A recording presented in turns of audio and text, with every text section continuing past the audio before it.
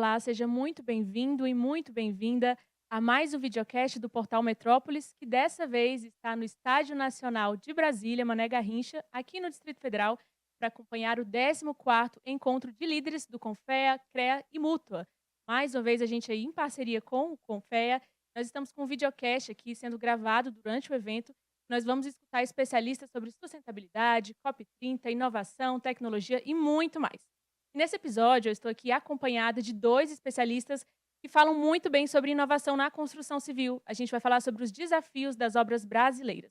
Para me acompanhar, eu estou com o engenheiro civil, mestre em estruturas e professor Rangel Lage, e o engenheiro de telecomunicações, atual presidente do Confea, está aqui sempre com a gente, Vinícius Marquesi. Sejam muito bem-vindos. Bom, então a gente pode começar com exemplos práticos, tá, gente? Eu queria escutar de vocês, a gente tem uma máxima na engenharia, que a tecnologia ela precisa resolver problemas. Ela tem que ser prática, ela tem que diminuir os riscos, ela tem que aumentar a produtividade. Eu quero entender de vocês quais são os desafios que a construção civil enfrenta hoje no país e como a inovação e a tecnologia podem resolver. Vamos lá. A tecnologia, na verdade, ela é um meio para resolver problemas.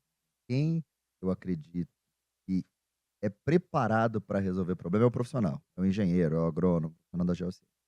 Então, se ele souber usar a tecnologia para solucionar os problemas que nós temos hoje, né, não só no segmento da engenharia civil, né, a engenharia civil é o maior segmento que compõe o sistema, representa aí 52% mais ou menos dos profissionais que estão abarcados, pelas profissões que nós somos responsáveis, mas se entender isso, né, essa forma de pensar, problemas que hoje, são antigos, que há muito tempo se discute, e quando você fala de infraestrutura, quando você fala de saneamento básico, quando você fala de uma série de problemas que são reais, esse profissional ele tem uma chance de êxito muito grande. Então a tecnologia hoje, fazendo uma equiparação aí na fala, ela tem essa função, né, ajudar a dar velocidade, da escala, da velocidade.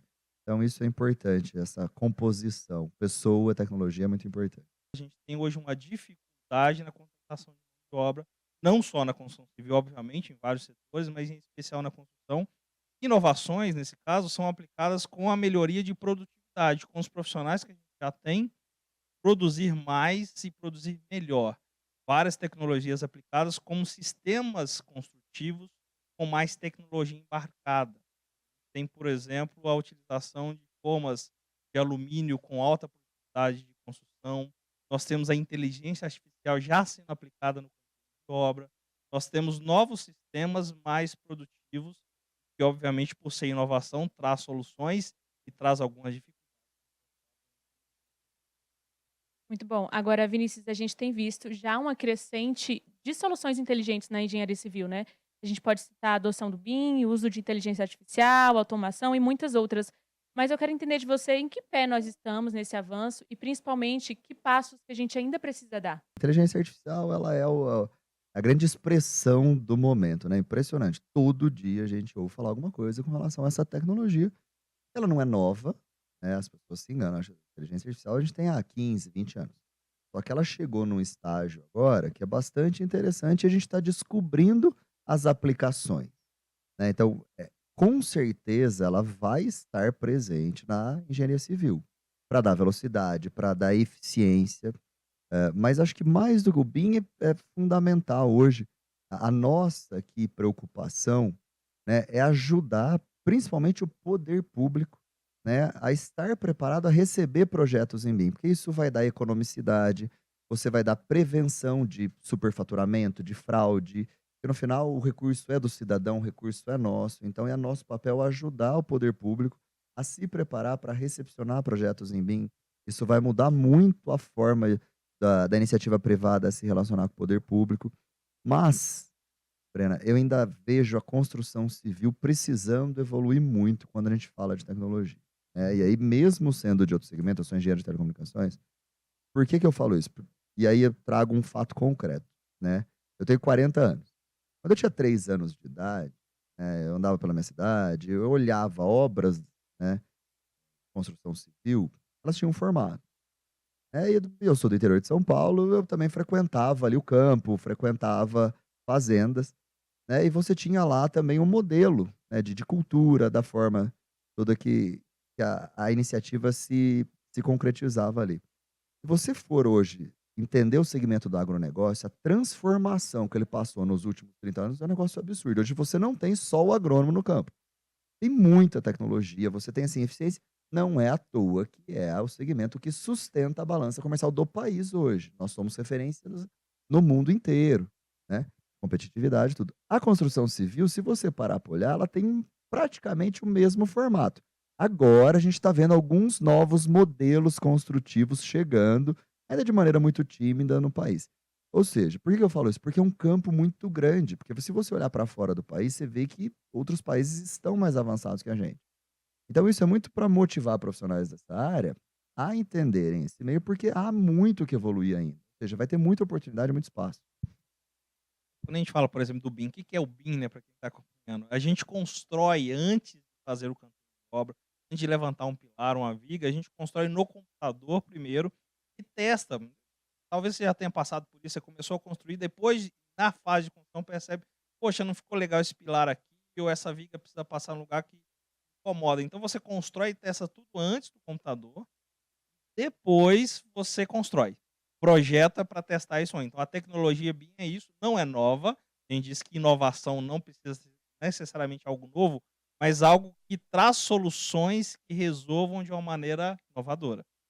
E o BIM é um desses processos. A inteligência artificial é outro que está sendo aplicado já. Vou dar um exemplo do canteiro de obra. Tem câmeras inteligentes que conseguem monitorar o comportamento do trabalhador, por exemplo, e caso ele esteja executando a tarefa que está fora dos padrões de segurança, aciona um profissional de segurança para que vá lá orientar.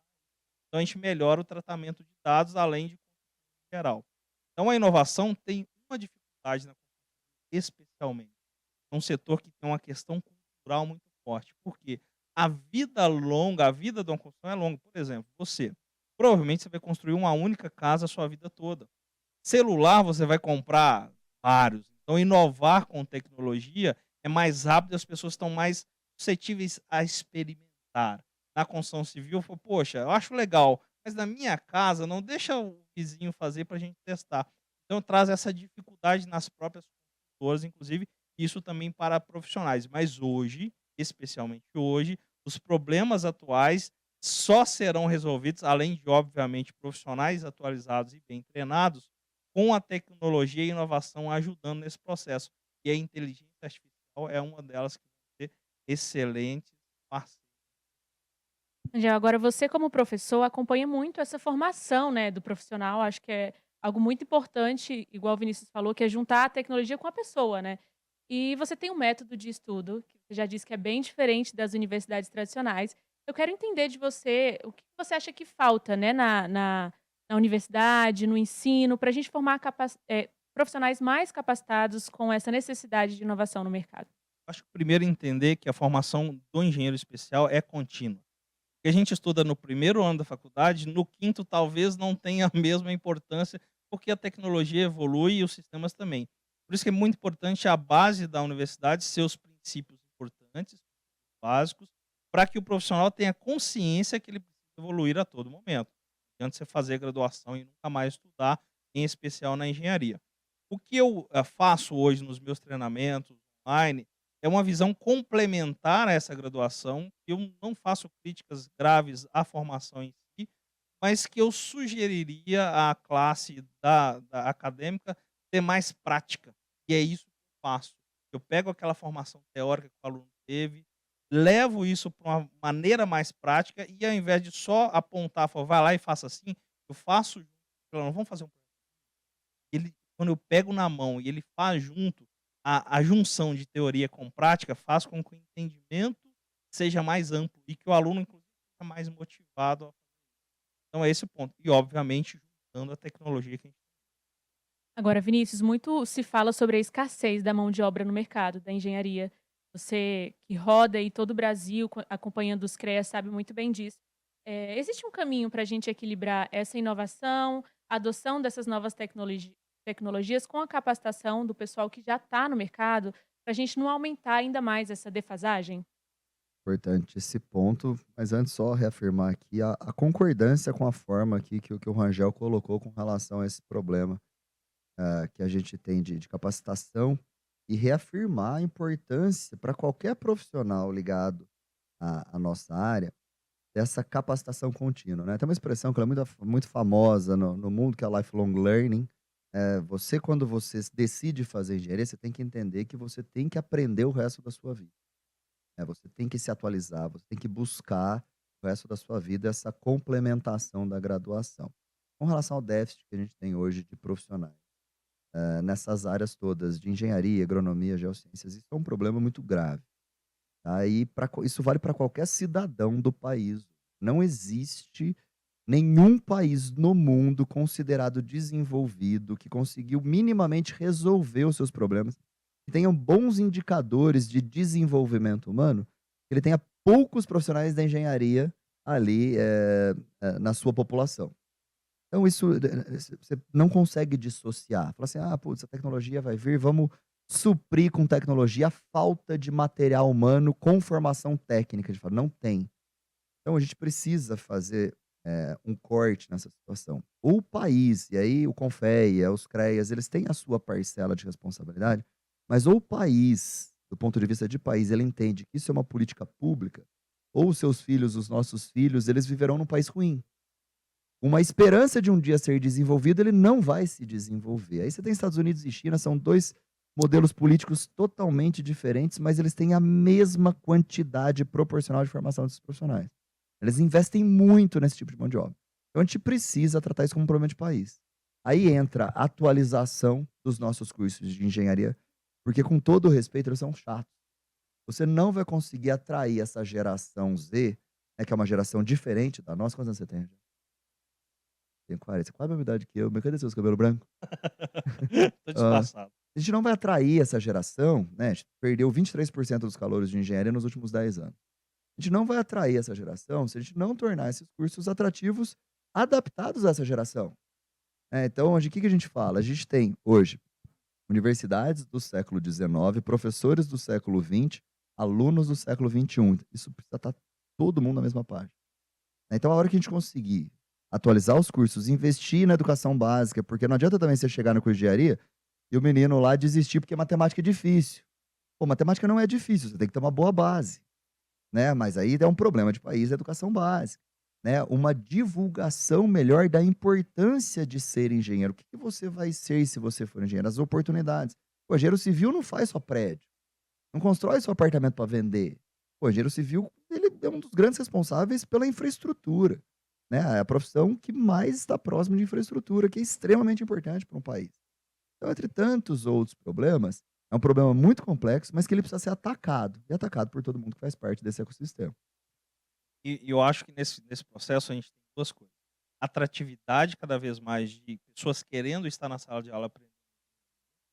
A gente precisa melhorar isso com processos de ensinos atualizados, que atraiam a atenção dessa e eu enfrento isso, por exemplo, esse problema dentro do meu escritório. Eu tenho um escritório de cálculo em Campinas, focado em projetos de estruturas, e que, há uma dificuldade de retenção e de atração de mão de obra para fazer projetos de estruturas. Como que a gente resolve isso? Melhorando, inclusive, processos internos no escritório, e aí a inovação e a tecnologia servem como, inclusive, motivação desses novos profissionais que estão chegando, para que eles permaneçam na área e queiram se atualizarem. Eu queria entender de você um exemplo prático, uma iniciativa que você acha que a gente pode trazer como exemplo aqui para o nosso país. Nós temos exemplos melhores na área de projetos, por exemplo, de tecnologia, melhores do que nos Estados Unidos. Você não vai perder o trabalho por uma tecnologia, mas aquele que não se adaptar ou não aprender vai perder o emprego para outro profissional que saiba a tecnologia. Então esse é o caminho. E a gente já está chegando ao fim do nosso episódio, mas eu quero aproveitar que a gente está em dicas aqui, né? Que o nosso professor também está dando várias dicas aí para uma aposta de vocês, assim, vocês que já têm um olhar muito estratégico e visionário para essa área. Queria entender de vocês uma grande tendência que irá transformar a engenharia civil nos próximos 10 anos. Nossa, você é da área, eu vou surfar na sua onda, eu quero ouvir. Eu primeiro, eu sempre digo que a primeira coisa que você tem que fazer, ao invés de ficar de olho só no futuro, é fazer o básico bem feito. Não adianta inventar moda se você não sabe primeiro pedalar uma bicicleta, você vai querer fazer manobra com ela. Aprende primeiro o básico.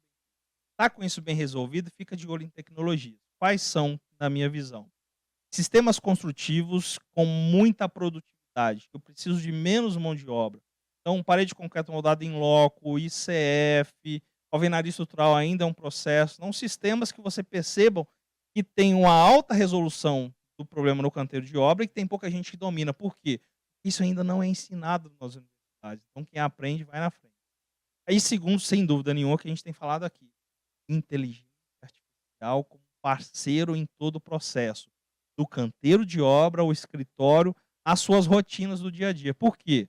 Porque se você não aplicar isso, o seu concorrente você vai ficar para trás, o mercado é imbatível, o mercado filtra e você vai surfar melhor essa onda. Então, ao invés de lutar contra, aprenda hoje. Eu, do ponto de vista mais da experiência, da curiosidade, da função que me permite ali um certo, vamos dizer assim, privilégio e informação, né, mas eu apontaria infraestrutura resiliente. A gente está vivendo um momento que ele é bastante interessante quando a gente fala de mudanças climáticas, mas os impactos das mudanças climáticas e o quanto nossa infraestrutura ela não foi pensada para esse momento que a gente está vivendo hoje. Muito se falava, né, de aquecimento global, de mudança, mas hoje a gente está vivendo, não é assim, vai acontecer, não, está acontecendo. Eu sou de São Paulo, interior de São Paulo, frequento muito a capital, estive muito próximo da situação no Rio Grande do Sul e eu estou vendo o que está acontecendo. Semana passada, em São Paulo, teve um dia lá que você tem 40 anos de obra, de piscinões sendo construídos, prevendo até com uma certa segurança, chuvas com uma certa quantidade, em um dia você vê metrô sendo alagado porque piscinões que já foram projetados com uma certa segurança já não estão suportando. Né? A infraestrutura nossa ela precisa ser repensada, e aí a sugestão, né? Pensar pelos próximos 10 anos, eu acho que a grande maioria das cidades, dos estados, eles vão direcionar nesse momento, porque é um problema de política pública. Né? Então, infraestrutura resiliente seria, acho que, o meu direcionamento. Posso acrescentar, inclusive, já que Claro, ele comentou, por essa favor. área a melhoria da emissão de carbono, em sistemas mais eficientes, inclusive na construção. A gente está preocupado com isso. Dá para construir o mesmo prédio, por exemplo, consumindo menos concreto e aço, ou utilizando um aço com menor emissão de carbono, um concreto, um cimento mais eficiente? Dá, e as pessoas já estão fazendo hoje. Então essa, sem dúvida, é uma coisa que as empresas, o mercado está exigindo, e a gente já tem tecnologia para fazer. Tá? Aprender. E aí a educação, na minha visão, é um dos fatores primordiais que eu apostaria. Fechou. Obrigada, gente, pelo bate-papo, com dicas valiosas aí para os engenheiros, para o pessoal da área. Muito obrigada mais uma vez pela participação de vocês. A gente que agradece. Obrigado. E muito obrigada também você, nossa audiência, que nos acompanhou até aqui. Para compartilhar esse episódio e assistir os outros gravados aqui no 14º Encontro de Líderes do Confea, CREA e Mútua, é só nos acompanhar nas redes sociais ou pelo portal metrópolis.com. Até a próxima! Beijo.